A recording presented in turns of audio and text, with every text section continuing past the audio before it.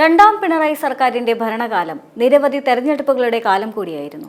ഉപതെരഞ്ഞെടുപ്പുകൾ വലിയ തെരഞ്ഞെടുപ്പുകളുടെ തലവര വരെ നിർണ്ണയിക്കും എന്ന വിലയിരുത്തലുകളും ഉണ്ടായി.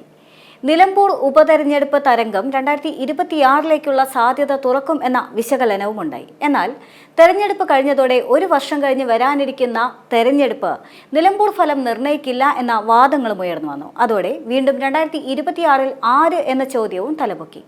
ഇപ്പോൾ ആ ചോദ്യത്തിന് ഉത്തരമായി SN ന്യൂസ് എന്ന ഹിന്ദി യൂട്യൂബ് ചാനൽ അഭിപ്രായ സർവേയിലൂടെ പ്രവചിച്ചിരിക്കുകയാണ്.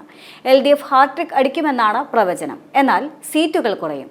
നിലവിൽ 99 സീറ്റുകളുള്ളത് 81 കുറയുമെങ്കിലും സർക്കാർ വീഴില്ല. UDF സീറ്റ് നില മെച്ചപ്പെടുത്തി 56ലേക്ക് എത്തും. മറ്റൊരു ശ്രദ്ധേയമായ പ്രവചനം BJPയുടെ പ്രകടനം സംബന്ധിച്ചതാണ്. BJP കേരള ചരിത്രത്തിൽ ആദ്യമായി 3 നിയമസഭാ സീറ്റുകൾ നേടുമെന്നാണ് സർവേ പ്രവചിച്ചിരിക്കുന്നത്. ഏതൊക്കെ ജില്ലകളിലാണ് BJP അടക്കം ഓരോ മുന്നണികളും നേട്ടമുണ്ടാക്കുക എന്നത് SN ന്യൂസ് അഭിപ്രായ സർവേയിൽ വിശദമായി തന്നെ പറയുന്നുണ്ട്. കാസർഗോഡ് ജില്ലയിൽ UDFനായിരിക്കും മുൻതൂക്കമെന്ന് സർവേ പറയുന്നു. ജില്ലയിലെ 5 നിയമസഭാ മണ്ഡലങ്ങളിൽ 4ലും UDFന് വിജയം കാണും. LDFന് ഒരു സീറ്റ് മാത്രമാണ് ലഭിക്കുക. BJPക്ക് സീറ്റ് ഒന്നും ലഭിക്കില്ല. അതേസമയം കണ്ണൂർ ജില്ലയിലെ ഒരു സീറ്റിൽ BJP വിജയിക്കുമെന്നാണ് ഈ സർവേ പ്രവചിക്കുന്നത്.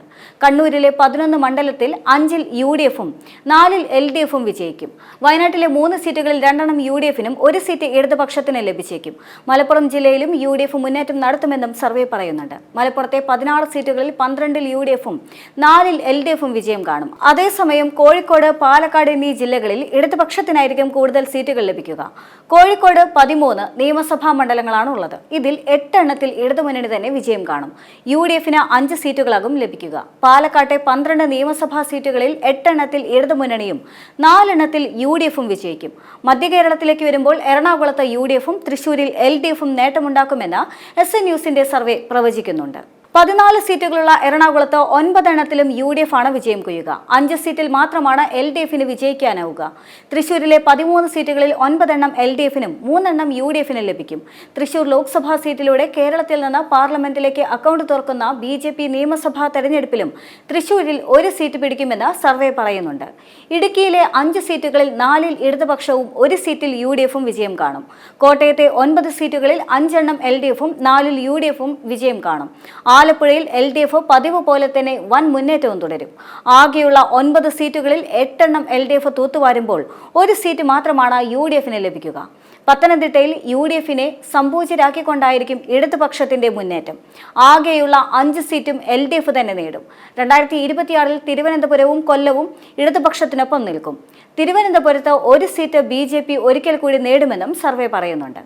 ആകെയുള്ള 14 സീറ്റുകളിൽ 9 സീറ്റ് LDFും 4 സീറ്റ് UDFും നേടും. കൊല്ലം ജില്ലയിലാകട്ടെ ആകെയുള്ള 11 സീറ്റുകളിൽ 2 എണ്ണം UDFും 9 എണ്ണം LDFും നേടുമെന്നും സർവേ പ്രവചിക്കുന്നുണ്ട്. കേരള രാഷ്ട്രീയത്തിൽ ചരിത്രം കുറിച്ചുകൊണ്ട് തന്നെയാണ് 2021ൽ പിണറായി വിജയന്റെ നേതൃത്വത്തിൽ ഇടതുപക്ഷ സർക്കാർ തുടർ ഭരണം നേടിയത്. കർക്കശക്കാരനായ പാർട്ടി സെക്രട്ടറിയിൽ നിന്ന് ജനകീയനായ ക്യാപ്റ്റനിലേക്കുള്ള പിണറായിയുടെ പരിവർത്തനം ഇടതുപക്ഷത്തെ വൻ ഭൂരിപക്ഷത്തിൽ അധികാരത്തിലേക്ക് തിരിച്ചെത്തിച്ചതിൽ വലിയ പങ്ക് വഹിക്കുന്നുണ്ട്.